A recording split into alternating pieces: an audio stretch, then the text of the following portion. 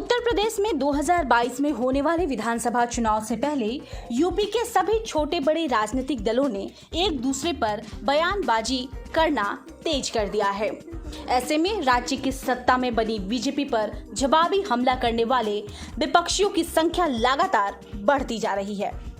बुधवार सुबह सुहेल देव भारतीय जनता पार्टी के मुखिया ओम प्रकाश राजभर ने बीजेपी की ओर से किए गए सांस्कृतिक केंद्र के शिलान्यास के मुद्दे को लेकर योगी सरकार पर जमकर हमला बोला। उन्होंने बीजेपी पर चुनाव के दौरान वोट लेने के लिए महापुरुषों को याद करने का आरोप लगाया।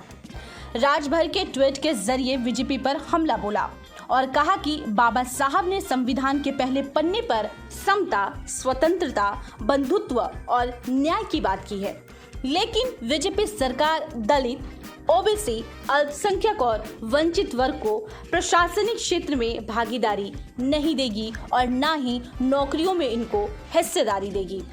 राजभर ने बीजेपी पर वोट लेने के लिए महापुरुषों को याद करने का आरोप लगाते हुए कहा कि भारतीय जनता पार्टी की सरकार एससी, एसटी और ओबीसी का आरक्षण समाप्त करने की कोशिश करेगी और इसको न्याय नहीं देगी।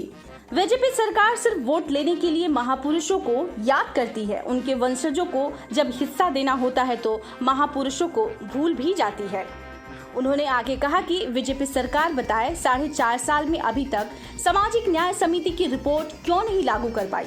विधानसभा चुनाव आते ही बाबा साहेब के नाम पर शिलान्यास करने लगी बीजेपी। राजभर ने कहा कि यूपी विधानसभा चुनाव नजदीक आते ही भाजपा सरकार बाबा साहेब के नाम पर सांस्कृतिक केंद्र का शिलान्यास करने लगी। ये अच्छा है और सुभाषपा इसका स्वागत करती है, लेकिन पूर्व से अब तक यूपी में तमाम सरकारें बनी, उनमें से एक भी सरकार बाबा साहेब डॉक्टर अंबेडकर की एक आयल प्रिंट फोटो विधानसभा सदन के अंदर नहीं लगा पाई है।